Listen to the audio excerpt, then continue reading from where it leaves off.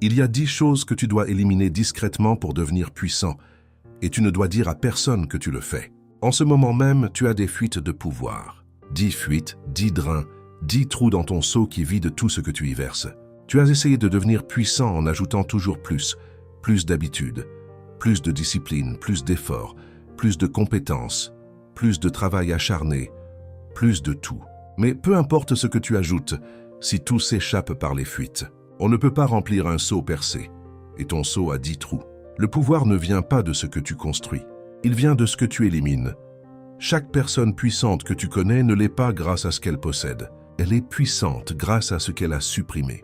Les distractions qu'elle a coupées, les drains qu'elle a scellés, les gens qu'elle a éliminés, les habitudes qu'elle a tuées, les faiblesses qu'elle a effacées. Ces personnes ont d'abord bouché les trous. Et maintenant, tout ce qu'elles investissent en elles-mêmes s'accumule. Rien ne fuit, rien ne se perd, tout se multiplie. Mais voici l'erreur que commettent la plupart des gens. Ils annoncent leurs éliminations. Ils disent à tout le monde ce qu'ils coupent. Ils publient leurs changements sur les réseaux. Ils disent à leurs amis, « Je retire cette personne de ma vie. Je ne fais plus ça. Je change tout. » Alors, 3 choses se produisent. Les gens qui profitent de ta faiblesse essaient de t'arrêter. Les gens qui ont échoué dans la même démarche te découragent. Et les gens qui craignent ton pouvoir utilisent ton annonce contre toi. Chaque élimination que tu annonces est une bataille que tu dois mener. Chaque changement que tu diffuses est une opportunité d'interférence. Machiavel avait compris quelque chose sur le pouvoir que la plupart des gens ignorent. La transformation doit être silencieuse, invisible, indétectable jusqu'à ce qu'elle soit complète. Tu n'annonces pas que tu deviens puissant. Tu le deviens simplement, en silence. Et au moment où l'on s'en aperçoit, au moment où l'on réalise que tu es différent, il est trop tard. Les fuites sont scellées. Le pouvoir est construit. Ils ont laissé passer leur chance de t'arrêter. Ils l'avaient quand tu étais faible et que tu fuyais de partout, mais tu ne leur as pas donné d'avertissement. Tu n'as pas diffusé tes mouvements. Tu as exécuté en silence. Et maintenant, ils doivent faire face aux résultats. Cette vidéo révèle 10 choses qui vident ton pouvoir en ce moment même. 10 drains que tu ne reconnais probablement même pas comme tels. Et pour chacun d'eux, je vais te montrer comment l'éliminer discrètement, sans annonce, sans drame, sans donner à quiconque la chance d'interférer.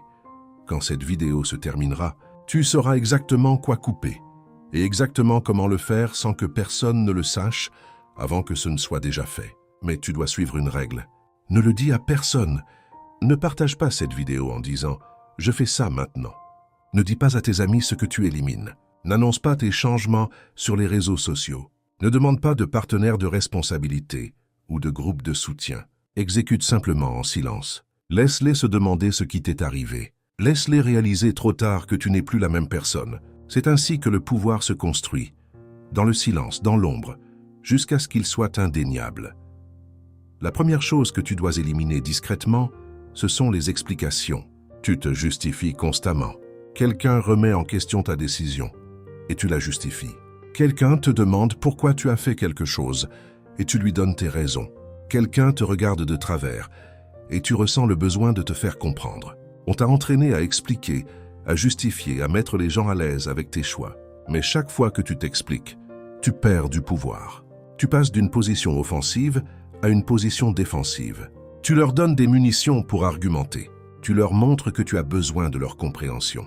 Et dès qu'ils savent que tu as besoin de leur compréhension, ils ont un levier sur toi. Regarde ce qui se passe quand quelqu'un te questionne et que tu t'expliques. Ils discutent tes raisons. Ils cherchent les failles dans ta logique. Ils te forcent à défendre quelque chose qui n'avait pas besoin de l'être. Maintenant, tu es en procès. Maintenant, tu cherches l'approbation du jury. Maintenant, ils ont le pouvoir sur toi parce que tu leur as donné la place de juge.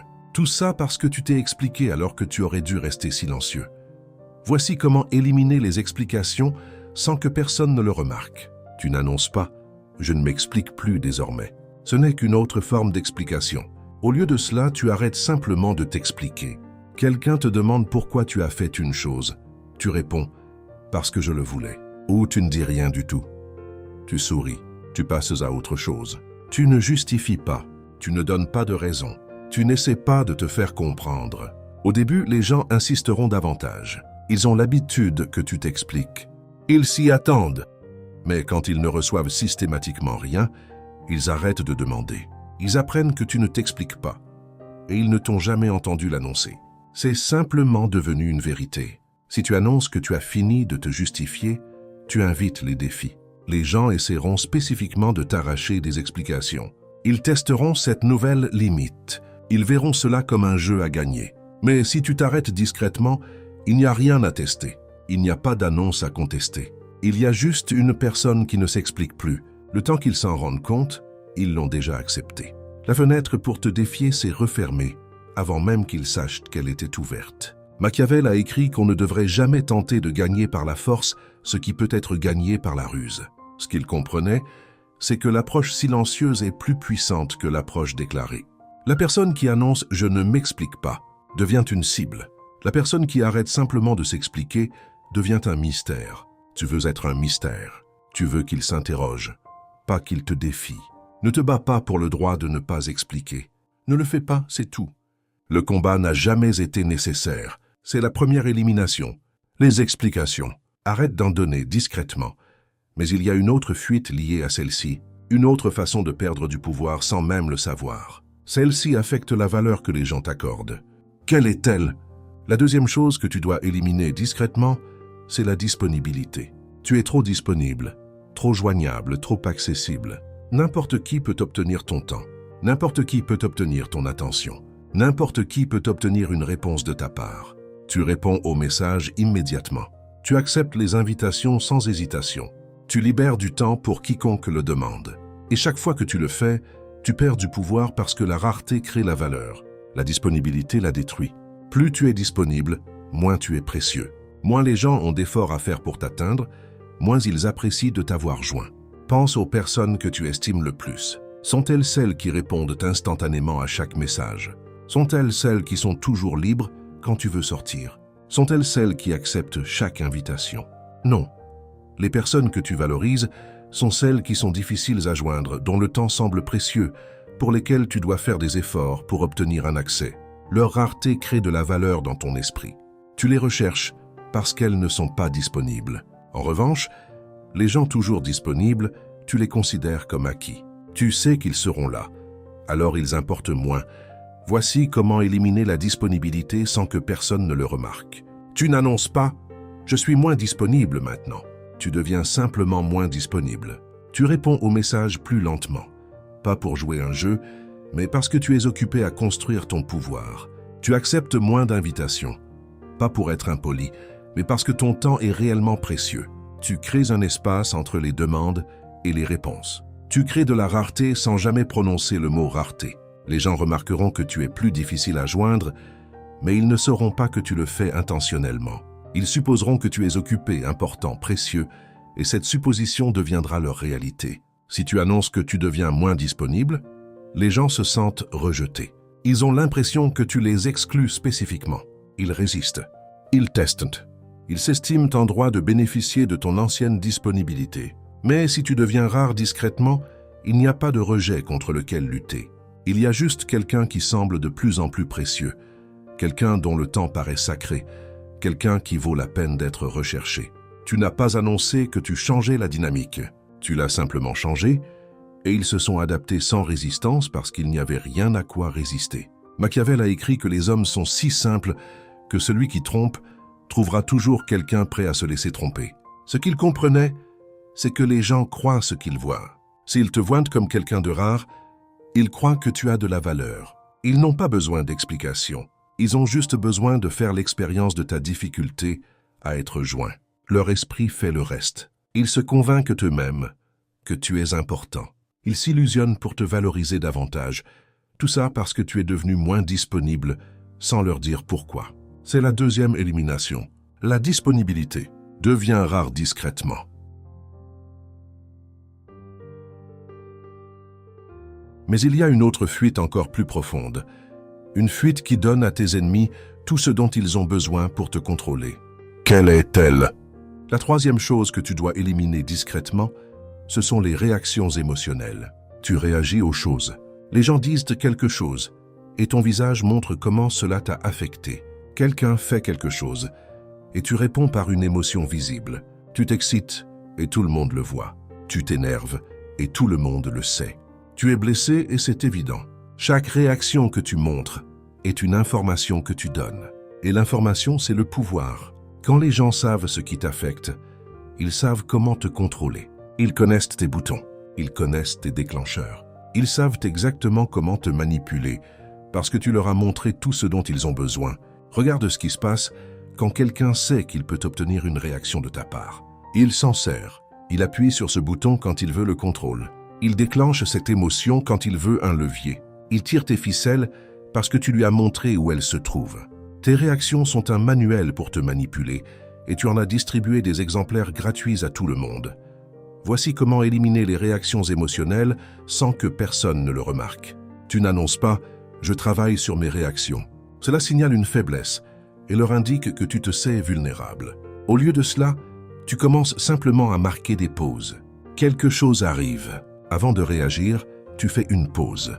Tu traites l'information en interne. Tu décides de ce que tu montres et ensuite tu ne montres que ce qui te sert. Pas rien, ce serait suspect. Juste une réponse contrôlée au lieu d'une réaction automatique. Les gens commenceront à te trouver plus difficile à lire. Ils te lanceront des choses qui obtenaient autrefois des réactions et n'obtiendront rien. Ils se demanderont ce que tu penses, mais ils ne sauront pas que tu as changé intentionnellement.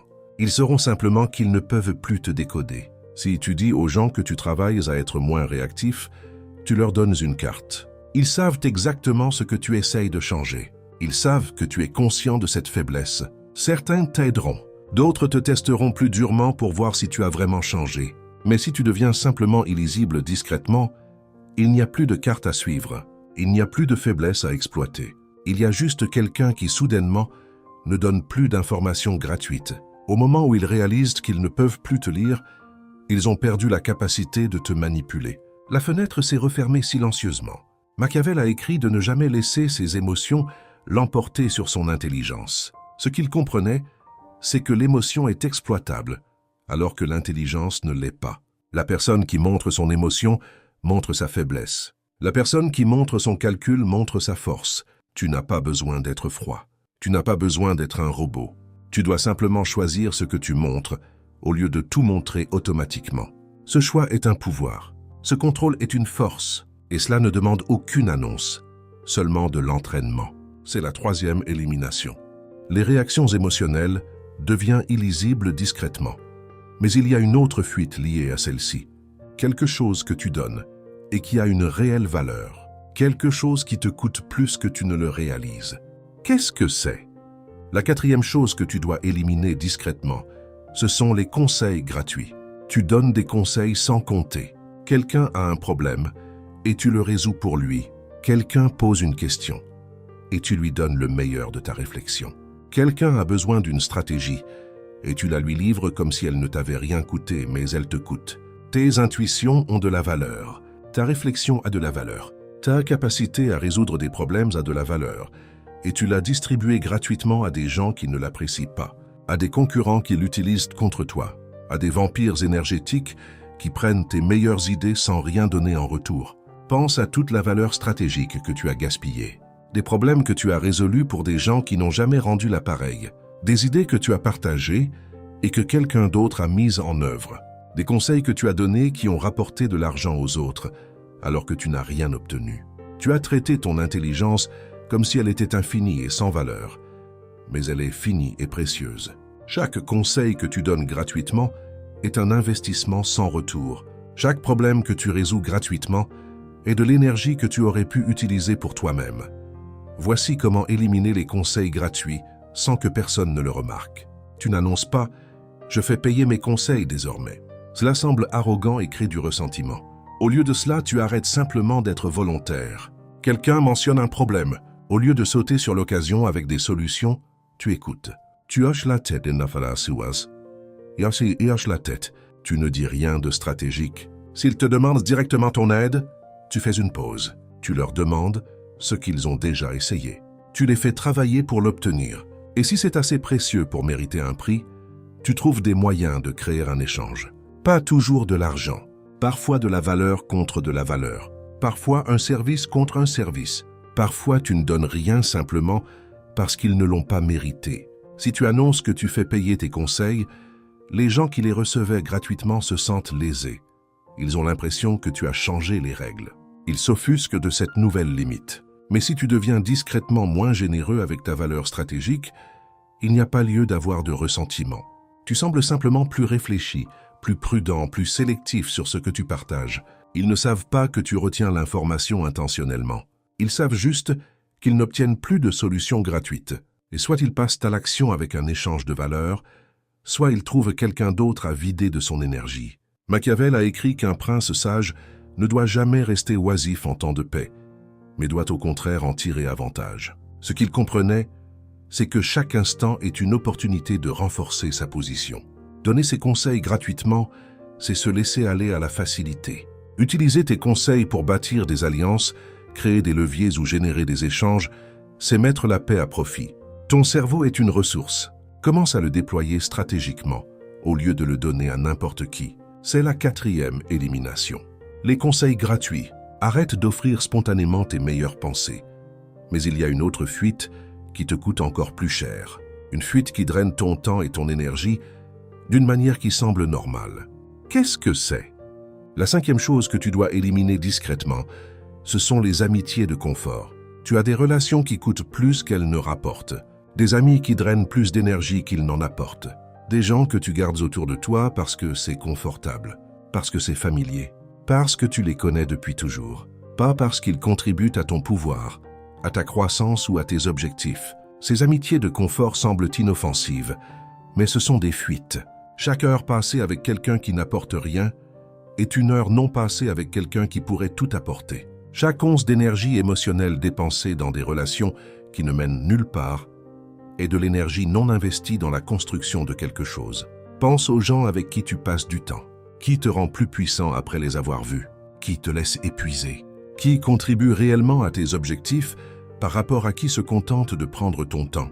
Sois honnête. Certaines de ces amitiés sont globalement négatives. Elles coûtent plus qu'elles ne valent. Et tu les gardes parce que mettre fin à une amitié semble dramatique. Ça semble méchant. Ça semble être ce que font les mauvaises personnes. Mais garder des relations qui te vident est ce que font les personnes faibles. Et tu es en train d'éliminer la faiblesse. Voici comment éliminer les amitiés de confort sans que personne ne le remarque. Tu n'annonces pas « je te coupe les ponts ». Tu n'as pas de conversation dramatique sur le fait que l'amitié ne te sert plus. Cela crée des ennemis, cela crée du drame, cela crée des gens qui parlent de toi en mal. Au lieu de cela, tu t'effaces. Tu réponds un peu plus lentement. Tu acceptes moins d'invitations. Tu es moins à l'initiative. Tu n'es jamais impoli, jamais froid, juste moins présent. La relation meurt lentement de cause naturelle. Personne ne peut pointer du doigt un moment précis où tu y as mis fin. Elle s'est simplement éteinte. Et au moment où ils remarquent que tu n'es plus là, ils ne sont pas en colère. Ils supposent simplement que la vie a repris ses droits. Si tu annonces que tu coupes des gens de ta vie, tu crées une liste d'ennemis qui se sentent rejetés. Ils parlent de toi. Ils montent les autres contre toi. Ils rendent ton environnement social hostile. Mais si tu t'effaces discrètement, il n'y a pas de rejet contre lequel réagir. Il n'y a pas de moment précis à critiquer. Il y a juste de moins en moins de toi, jusqu'à ce que tu ne sois plus là du tout. Ils pourraient ne même pas s'en rendre compte pendant des mois. Et quand ils le feront, tu seras déjà si loin que reprendre contact semblera bizarre. La relation s'est terminée sans jamais s'être officiellement terminée. 5 fuites scellées. Les explications, la disponibilité, les réactions émotionnelles, les conseils gratuits, les amitiés de confort. Tu es déjà plus puissant que la plupart des gens ne le seront jamais. La plupart ne bouchent jamais ne serait-ce qu'une seule de ces fuites. Ils passent leur vie entière à perdre du pouvoir par ces 5 trous. Mais ces 5 premiers sont les plus évidents. Une fois que tu les vois, ils sont clairs. Les 5 suivants sont cachés. Ce sont les fuites que tu ne sais même pas avoir. Celles qui drainent ton pouvoir alors que tu penses tout bien faire. Celles qui sont peut-être les plus grandes de toutes. Quelles sont-elles? La 6e chose que tu dois éliminer discrètement, c'est l'effort visible. Tu laisses les gens te voir lutter. Tu les laisses te voir travailler dur. Tu parles de la quantité d'efforts que tu fournis. À quel point tu es fatigué. À quel point tu te donnes du mal. Tu portes ton effort comme une médaille. Mais l'effort visible est une fuite. Quand les gens te voient lutter, plusieurs choses négatives se produisent. Tes concurrents savent que tu es sous tension et que tu pourrais craquer. Les vautours savent que tu es épuisé et s'approchent.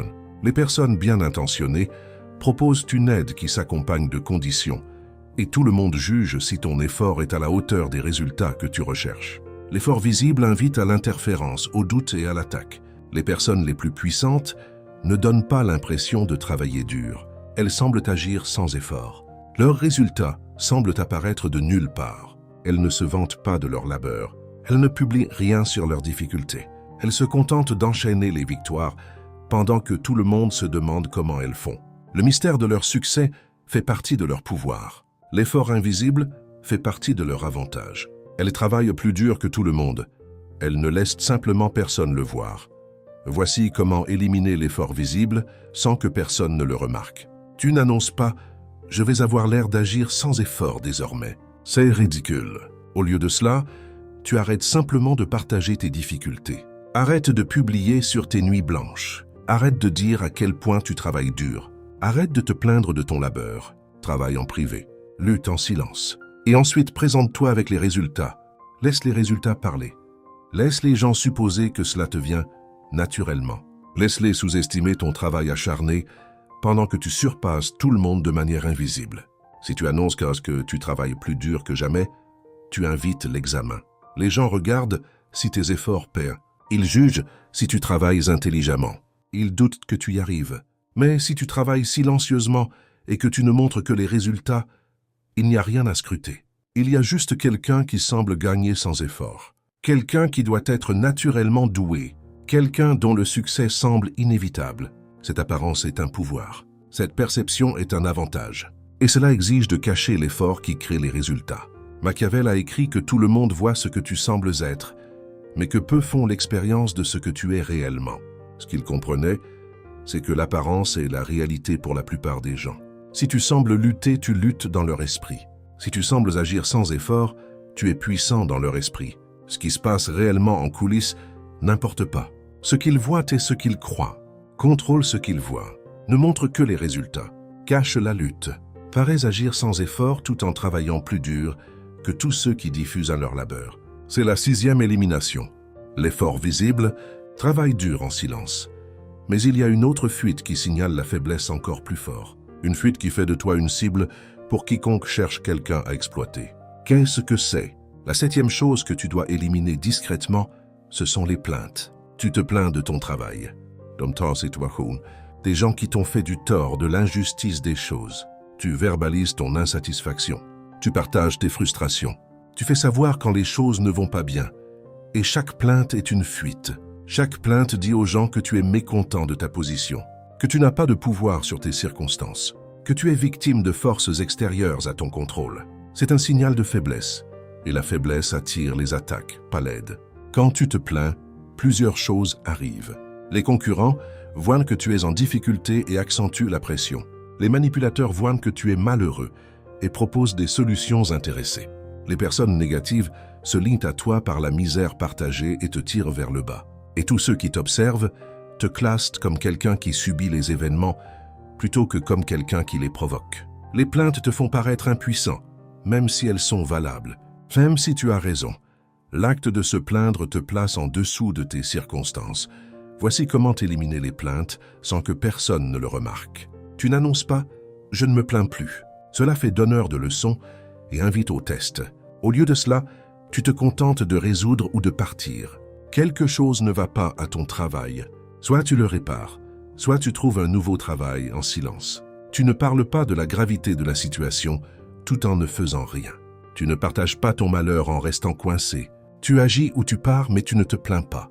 Les gens remarqueront que tu sembles moins frustré, moins négatif, moins écrasé par les circonstances. Mais ils ne sauront pas que tu as pris une décision. Ils penseront simplement que les choses vont mieux pour toi, et cette perception deviendra ta réalité. Si tu annonces que tu as fini de te plaindre, les gens te testent immédiatement. Ils apportent des sujets de plainte. Ils essaient de t'entraîner dans l'ancien schéma. Ils veulent voir si tu as vraiment changé. Mais si tu t'arrêtes discrètement, il n'y a rien à tester. Il y a juste quelqu'un qui ne semble plus avoir de problème. Quelqu'un qui semble au-dessus des circonstances. Quelqu'un qui doit avoir compris quelque chose. La perception que l'on a de toi change sans que personne ne sache que tu as changé intentionnellement. Tu sembles simplement plus puissant. Et paraître puissant, c'est déjà l'être à moitié. Machiavel a écrit qu'il vaut mieux être craint qu'aimé si l'on ne peut être les deux. Ce qu'il comprenait, c'est que la perception du pouvoir importe plus que la sympathie.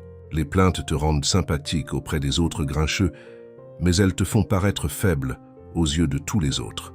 La personne qui ne se plaint jamais, qui gère simplement les choses en silence, elle est peut-être moins accessible, mais elle est plus respectée, plus crainte, plus puissante. Arrête de choisir la faiblesse relationnelle au profit de la force silencieuse. C'est la 7e élimination. Les plaintes. Résous ou pars en silence. Mais il y a une autre fuite qui permet aux gens de prendre plus qu'ils ne devraient. Une fuite qui rend tes limites insignifiantes. Quelle est-elle? La 8e chose que tu dois éliminer discrètement, ce sont les normes négociables. Tes normes sont négociables. Tu fixes une limite. Quelqu'un insiste et tu la déplaces. Tu as une exigence. Quelqu'un la conteste et tu l'assouplis. Tu décides que quelque chose n'est pas acceptable, puis tu l'acceptes quand même sous la pression. Tes normes sont flexibles et les gens le savent. Ils ont appris que ton « non » peut devenir un « oui », que tes limites peuvent s'étendre, que tes exigences peuvent baisser. Alors ils poussent toujours, parce que les normes négociables invitent à la négociation. Regarde ce qui se passe quand les gens savent que tes normes sont molles. Ils testent constamment. Ils voient jusqu'où ils peuvent aller. Ils en prennent un peu plus à chaque fois. Ils repoussent légèrement la limite. Et quand tu l'acceptes, ils poussent encore un peu plus. Tes normes négociables leur ont appris que pousser fonctionne. Et ils continuent, jusqu'à ce que tu n'aies plus de normes du tout.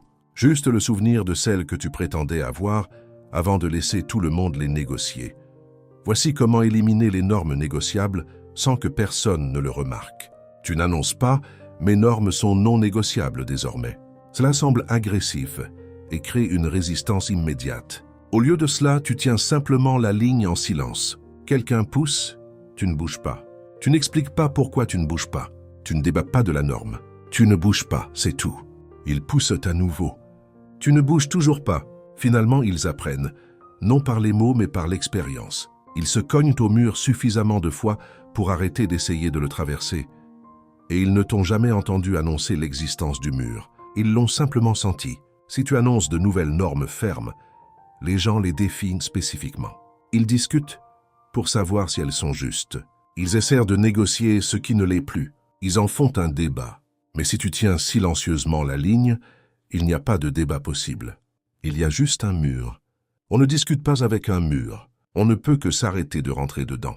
Fais de tes normes des murs au lieu de clôtures. Les murs n'ont pas besoin d'annonces. Ils n'ont pas besoin d'explications. Ils existent, c'est tout, et les gens apprennent à les contourner. Machiavel a écrit que les hommes jugent en général plus par les yeux que par les mains. Car tout le monde peut voir, mais peu peuvent toucher. Ce qu'il comprenait, c'est que les gens testent pour voir ce qui est réel. Ils poussent pour sentir où se trouve la limite réelle. S'ils voient ta limite bouger, ils savent qu'elle n'est pas réelle. S'ils poussent et frappent quelque chose de solide, ils savent que c'est réel.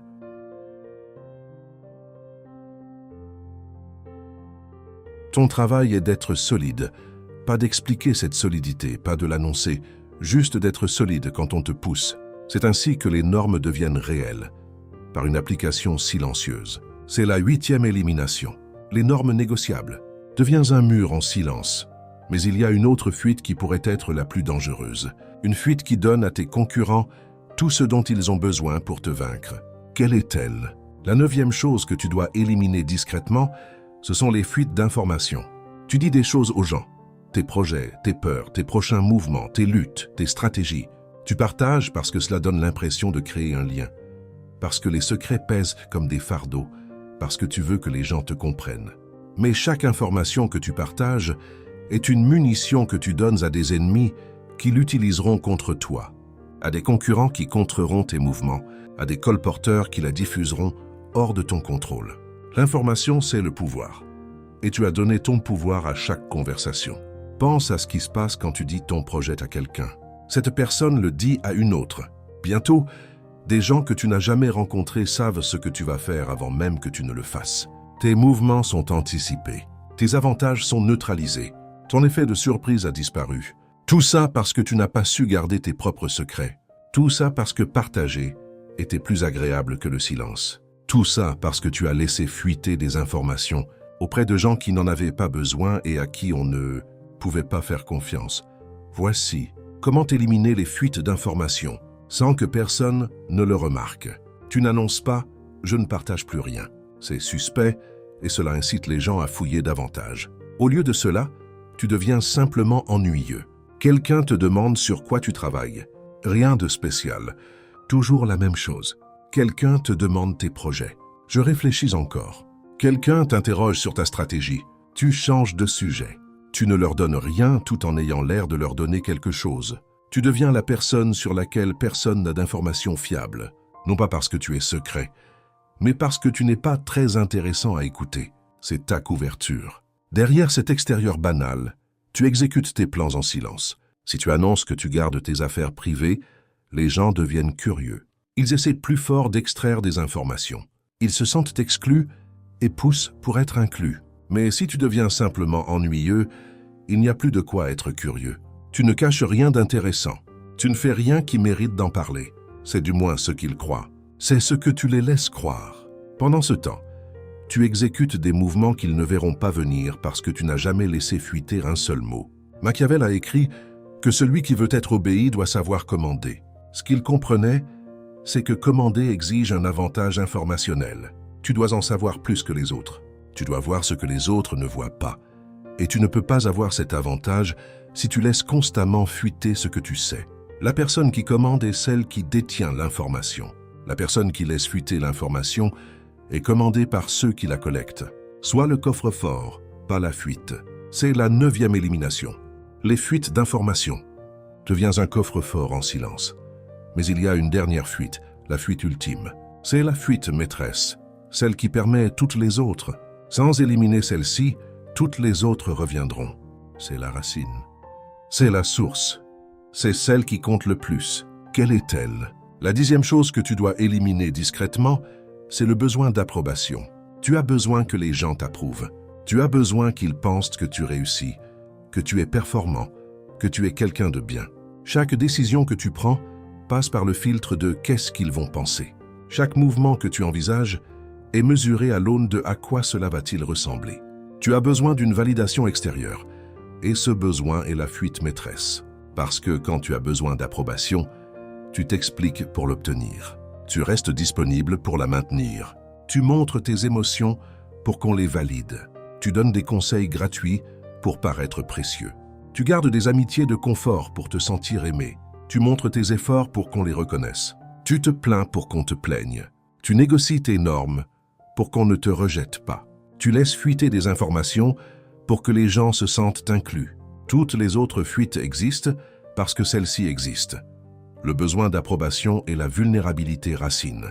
C'est pourquoi tu ne peux pas simplement décider d'arrêter les autres fuites. Tu en fermes une et le besoin d'approbation la rouvre.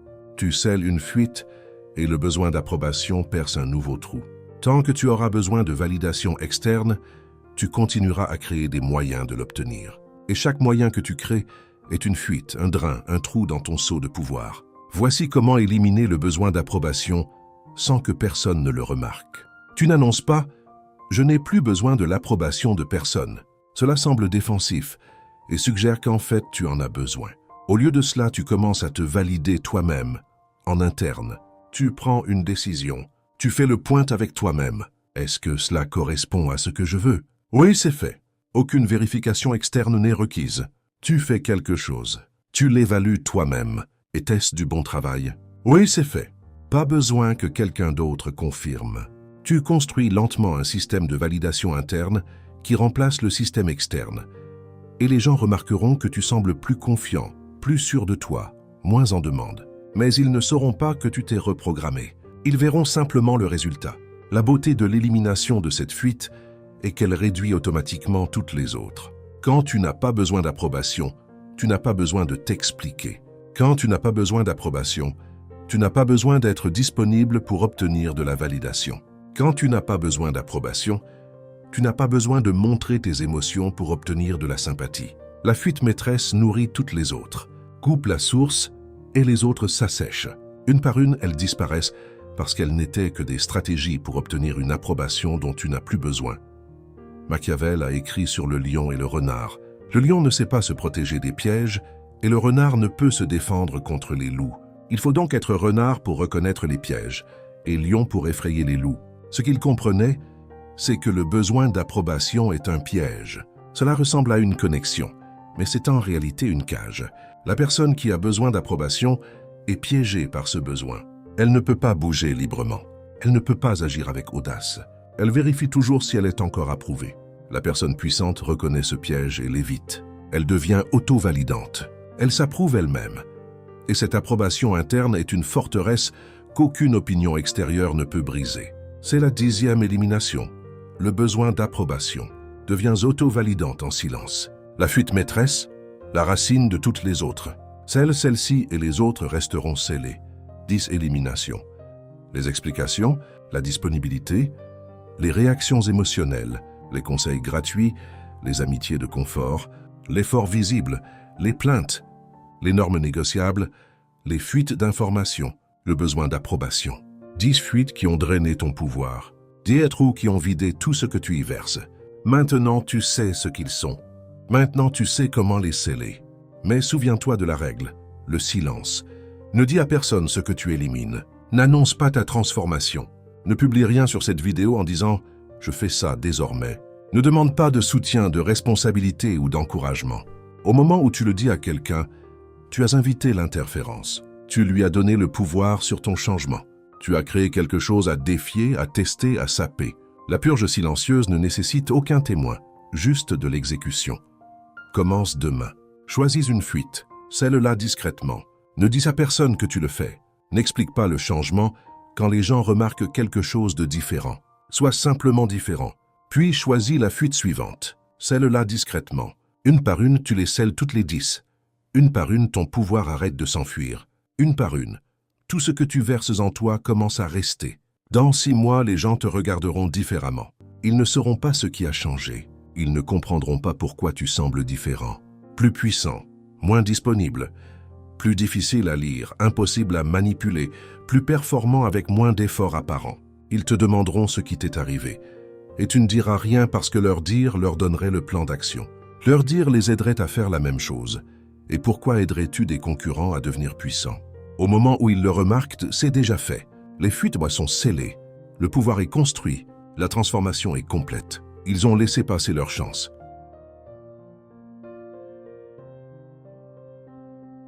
Ils auraient pu t'arrêter quand tu fuyais de partout, quand tu t'expliquais, quand tu étais disponible pour tout le monde, quand tes émotions étaient lisibles, quand tu donnais des conseils gratuits, quand tu perdais ton temps dans des amitiés de confort, quand ton effort était visible, quand tu te plaignais, quand tes normes étaient négociables, quand tu laissais fuiter des informations partout, quand tu avais besoin de leur approbation pour te sentir bien.